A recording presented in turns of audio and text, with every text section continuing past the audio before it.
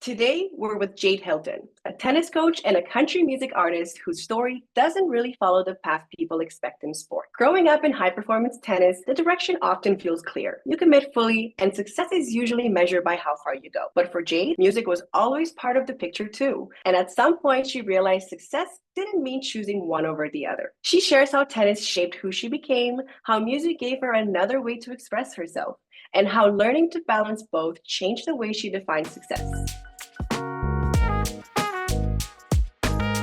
I know that your life today reflects pretty much a balance of tennis and music. They're pretty much coexisting, I would say, not so much competing. So, what would you say tennis gives you now that it couldn't give you when you were competing? I'd say I have a little bit more flexibility in a way. When you're competing at a Division 1 level or professional level, it kind of does have to be your main focus because you just need peak athletic performance. You're training all the time. You're thinking about it all the time because you got to win, right? So I think as a tennis coach, I get to think about my players. I don't really need to win matches per se. So there's a little bit less pressure in that sense. It's still like time consuming because I'm always on the court and cheering for my players, but from a mental capacity, I can kind of think a little bit more about winning in music. I love that. And I love that you're still on court. But would you say that tennis still shows up for you even when you're not on court? Of course, we're always competitors, right? So I think playing tennis at such a high level definitely prepared me for life, and I'm sure you can agree with that. It's just the discipline and the work ethic. It will show up for you in all aspects of your life, whatever you're pursuing. And for me, it just happens to be music. I love how you mentioned that it's, part of your life pretty much all the time. And I'm sure that a lot of people can relate that the work-life balance isn't quite something when you're a tennis player, you're always, it's always about tennis. Would you say that when you're looking at your life today, does it feel like tennis and music have some sort of balance, or are you still figuring that part out? I feel like I'm getting better at it. I think before when I first started coaching, I still felt like it was like taking over my life in a way.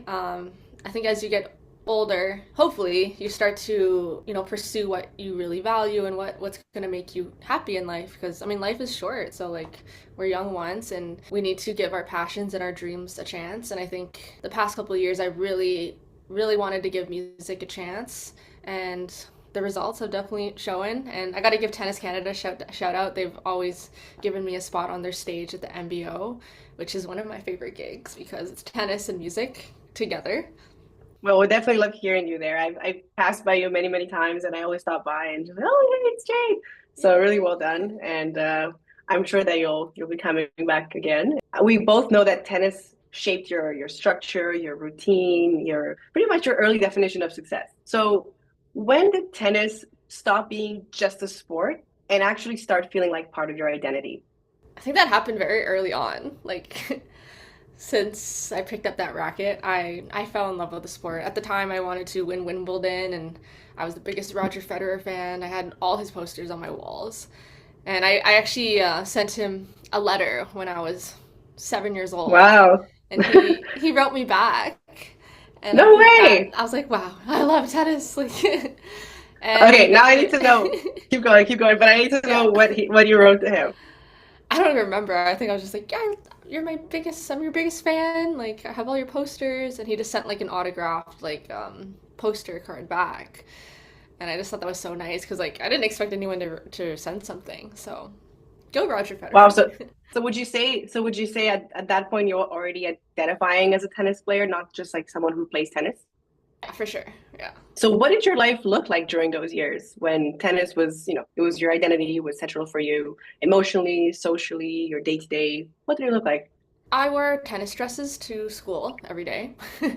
My friends still like bring that up. They're like, "Wow, Jade, you were like," we thought it was like so funny that you'd wear like a tennis skirt just to like daily wear. And now it's like trendy to do that. So I'm like, okay, I was like kind of ahead of the time.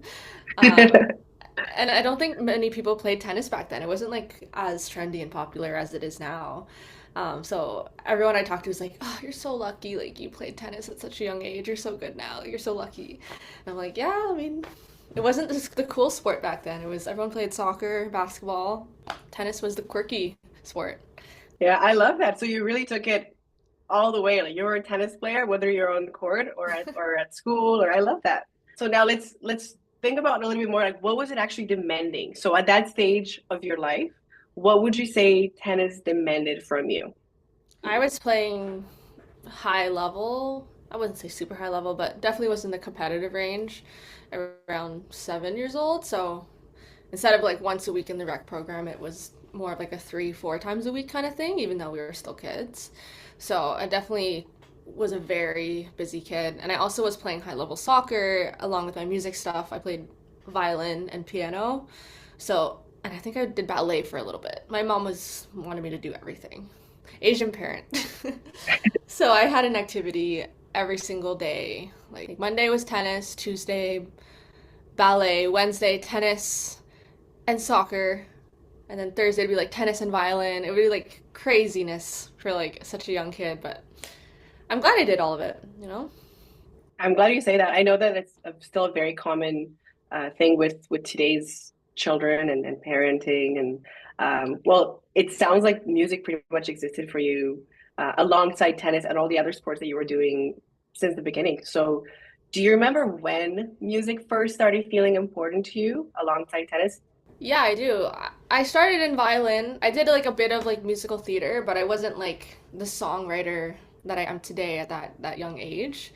And I loved music, but like when it's very classical, I didn't love it as much. It was just like practice your violin, and I'd be like, no, I'm tired from tennis. So it was like that for like until 13. But that's when I started listening to Taylor Swift, and I saw that she played guitar and like wrote songs, and I was like, like I love to sing. Like I was always singing, but like what if I like try writing and playing guitar? So my parents bought me a guitar for my birthday, and I just like taught Sweet. myself a couple chords. I taught myself. I think it was her song White Horse, and I sang it. And it was like great, and I was like, wait, this one's really fun. And then I wrote my first song like that same day, and then I just like I couldn't put the guitar down, and I couldn't stop writing songs. So that's when I knew like, Wow. wow, like I think I like this even more than tennis. Oh, that's interesting. I definitely have a question for you on that one. And it's so interesting how, you know, how when you first started learning tennis, you, at the time at least, now it's a little bit different, but at the time you kind of just learned the technique, how to hit a forehand, how to hit a backhand. And then all of a sudden you're playing tennis and you don't think about the technique as much. And now it's interesting how you're mentioning with music, you were at first just learning the classical part, maybe just the notes, and all of a sudden you started just playing the instrument. So what an interesting, side by side connection. Did it feel like you had to choose between tennis and music, or were you trying to keep both of them alive equally I was at definitely that trying to keep stage? them alive. Looking back, I sometimes wish I picked one or the other a little bit earlier. I feel like high school age is kind of the age where you're like, you really need to like commit if you're really going to go big with it. So I almost felt like I was, when you're kind of doing both, you can't really excel as well as you could. So I kind of stayed, I don't want to say mediocre, but not as like Mhm. good as I could have been if I gave 100% to one or the other. So yeah, looking back maybe, but I also like had such a fulfilling like childhood and young adult life because of it. Like I got to play D1 tennis at a Big Ten school, Division 1 tennis, like such an opportunity. Maybe music had to take a little bit of a back seat to do that, but not many people can say they played, at Illinois on a Big Ten scholarship, right? And now I'm doing music full time, so no regrets. It is what it is. Here we are. Maybe I'm just a late bloomer. Yeah, timing is just everybody's different, right? So it sounds like tennis came around in your life now as a coach, and hey, you can do that as well. You're pursuing your musical career, so it sounds like you made the right choices. I'm curious though, before we move on, was there anything that music was giving you emotionally different than tennis? As we know, tennis doesn't just train your body, so there's much more to it than just the physical part. Was there anything that music was giving you a little bit more of emotionally? For sure, music kind of works that creative side of my brain. I'm also like a very like shy, quiet person, which as I've gotten older, I've learned to become more outgoing and performative on stage. But yeah, I really struggled to like express my emotions. You can ask any of my coaches. Like I was like a mute. I would do everything they would say, but like I would never talk back. Like they never knew what was going on in my head. Oh, Uh, And then I started like writing songs. I actually wrote a song for one of my coaches, and they're all like shocked, like, what? Like, who are you? Like, you write this amazing music, and you're like the quietest kid. So I think music was always my way to express my emotions and say something, because I didn't want to like actually say it. I just wanted to write it and sing it. Did you actually perform that song for the coach, or did you just hand them the lyrics? Yeah, I did. Do you know Kirill? Yeah, he's at Boulevard. You know Kirill. Yes, So I Coach wrote a K. song. Shout out to Coach K. He's like, yeah, you like do music. He was like so fun like back then. And then he was like, you sang like write me a song. He said it as a joke, and like I wrote him a song, and I was like, Kirill is the best coach in the world, and like we still joke about it. He's like, you wrote me a song. I'm like, yeah. That's so cute. I don't think I can think of anybody else as a coach that has had a song written for them. So that's pretty special. It's a nice way for you to express yourself. And you're right. It's definitely a way to show your appreciation. It's not just making songs, right? So you chose at some point that going pro wasn't for you. Was there ever a moment when you realized the pro tour wasn't the life you wanted, even if you could have pursued it? Yeah, when I was grade 12, Casey Curtis was my coach, and he said to me, he's like, Jade, I only coach pro players, like only players that want to go pro.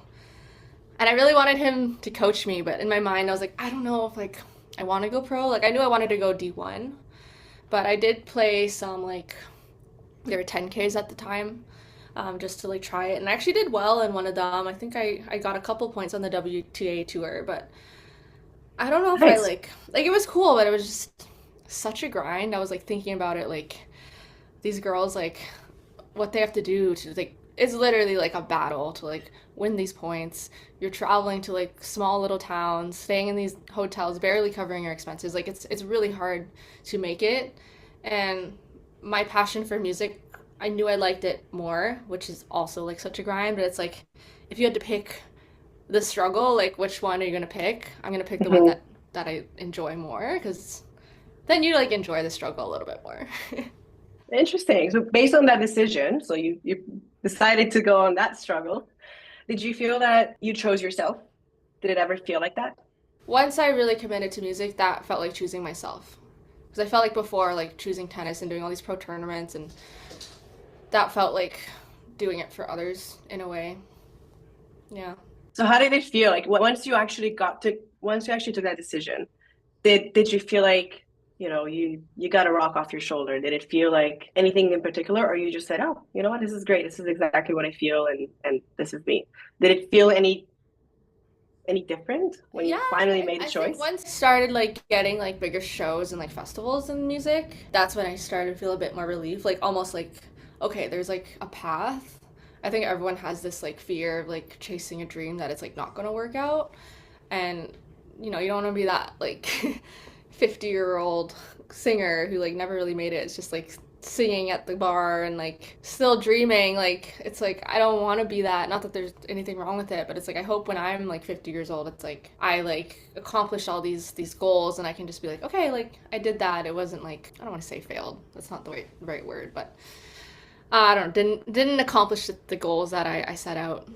But I think I'm starting to really understand like the music industry a lot better, but like what it takes, like who do you need to talk to, like what are the moves to really make an impact. And it took me a long time to get here. They really do say it's like a 10-year journey, and I'd say tennis is kind of the same thing. Like you need a coach, you need a team, you need direction. It's not just you show up and like pray that you win. It's like Yeah, there's a method to all of this. absolutely. And I mean, there's never any pressure, right? I would say actually for tennis, the age would be a bigger factor, but for music, you have a little bit more time. So if That's anything, true. sometimes all it takes is just that, one great show, or we have, one great tournament, and then you make Exactly. it. You make So, it. One tournament, one song can change everything for you. But you put yourself into that position, right? right. And good for you for doing that. Good for you for finding a way to figure it out, for putting yourself out there, especially as the shy player that you were. You're now pretty much doing the opposite. You're just putting yourself out there front and center. So good for you. What did you gain by not going pro that you might have lost if you had gone pro? Probably I don't get injured as much.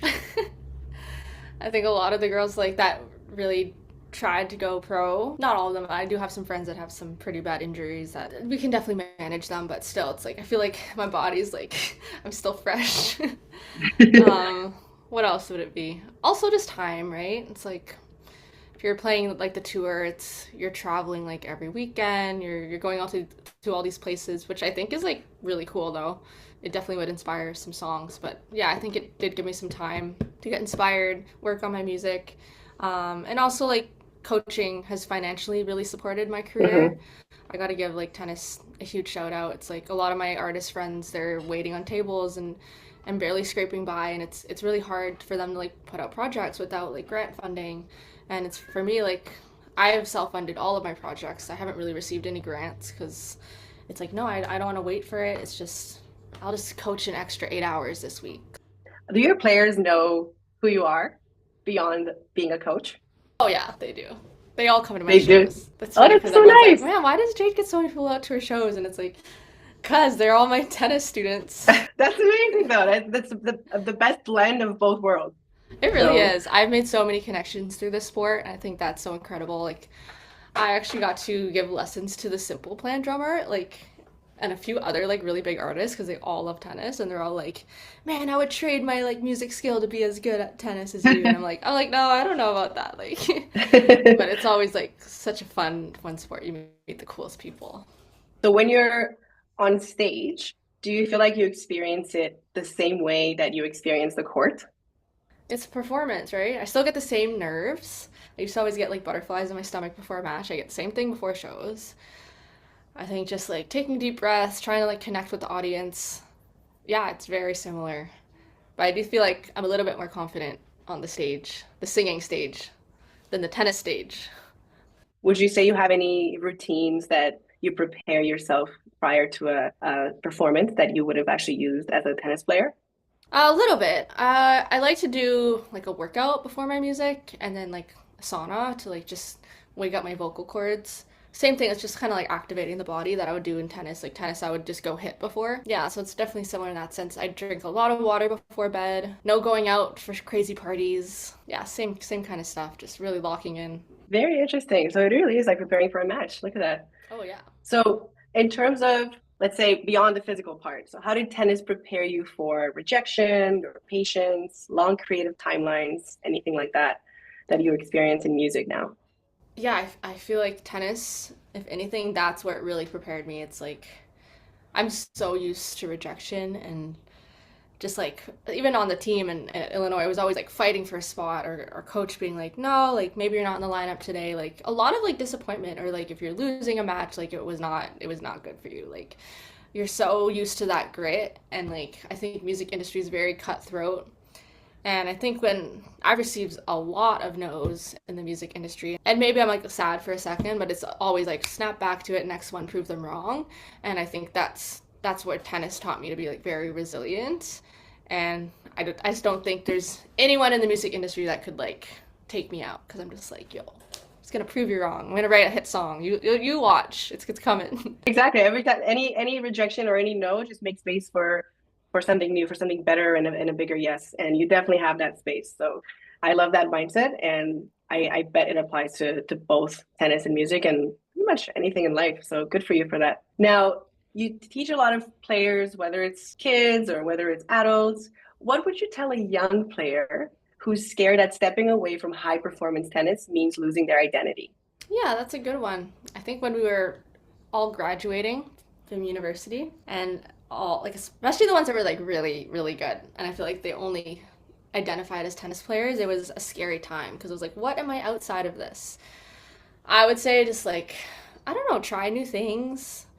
There's more to life than tennis and tennis can always be a part of your life too, but I just feel like yeah, it can be difficult that like post student athlete depression in a way. It's like we had like the best warriors ever. Everyone catered to you. You were flying across the country. Like you're a celebrity almost on campus, and then it just ends one day. But I feel like after a couple of years, like I've really like found my stride. That there's greatness, post grad or post pro career. So yeah, just I don't know, try new stuff, and have fun. And I bet it's so nice that as a child you had so many experiences with different things. So it allowed you to be more adaptable and be okay to make that change, right? Because you have tried different things. And I love that because even if you haven't after tennis, you can always try different things and see what you like and what you don't like. And it might not Of always work out course. right away, but it will eventually, right? Yeah, you can also So be like everyone else and go play pickleball. Extend the pro oh, career. I don't think we're gonna talk about that today. No. Hot. No. So if you think about success now compared to when you were younger, what changed? How do you see success now? I see it a little bit more as a marathon than a sprint. I think I wanted stuff to happen so quickly, and I think I would disappoint myself. I was like, why am I not there? I should be me. And it's like, no, like maybe I need to do a couple more things to get there. Maybe I need to like work on this and this and this. Like just a little bit more humble now, you know. And I even as a tennis coach, I feel like I've learned so much about the game. It's like looking back at like 22-year-old me, I was like, why? Like so many mistakes I made just because of the way I was thinking. Mhm. I mean, that's why you need a good coach, right? It's like when you're so young, like you just don't see the court as an older person would. It's like you have the physicality, but you don't have like you don't see it as a wise coach. So, yeah, just understanding the full game and what it takes to get there is a little bit different now. So in terms of music, then what is the bigger game? What is the bigger picture, and what is it that you're looking to achieve next? For me, it's building fans. I think a lot of people are very like obsessive over like finding the person who's gonna like get you there. Who's the industry person? Who's the label that's gonna sign me and who will blow up my song? And it's like they will come when they see you selling out your own shows, when they see that fans really believe in you and like your music. So just if I had to give advice to anyone, not that I'm a huge singer or anything, but I'd say build your fans, connect with them, be humble and kind and grateful for the people that want to show up for you and spend money on you, on your career, and make good music. Get better, right? Yeah, and just have fun while you're doing it, right? And have fun, yeah. So finally, we know you're a tennis coach. You're now on your way. You already are a big star. You're on your way to becoming even bigger. So, how do you want tennis to live inside your story? Not as a chapter, but more as a thread. I will always play tennis, and I think you'll always be there. If this music thing gets big for me, I might not play as much as I do now. I mean, I'm on the court like sometimes 6 to 8 hours a day, 5 days a week. Like I play a lot. So I think if I'm touring and selling out arenas one day, I won't have time to play that much. But it'd be cool to like play tennis on like every new city. It's like, oh, like okay, here I'm in England now. Like let's try the court here. And like I think that'd be cool. I was just going to say that. So that would be such a cool way to mix it and a nice way to take your mind off things, maybe give your vocal cords a rest, and then you just play tennis. Could be a Yeah, for nice way to sure. connect with more fans there too. And it's good exercise, right? It's like Yeah. people are always like your stage legs. I'm like, yeah, my tennis legs. There you go. Back to tennis. Shout out to tennis. Helps Shout with out. anything. Well, thank you so much, Jade, for your time today. I really hope that you continue to believe in yourself because you're much bigger than you think, and continue to just be yourself because you're such an inspiring person, player, singer, and so much more than that. So thank you for your time. I hope I can come to one of your concerts one day because I sure am one of your big fans every time I come by NPO. Oh, you're so And sweet. yeah, hopefully I'll see you this summer. Yes, I'll see you this summer. We'll come to a show. We'll go to a show.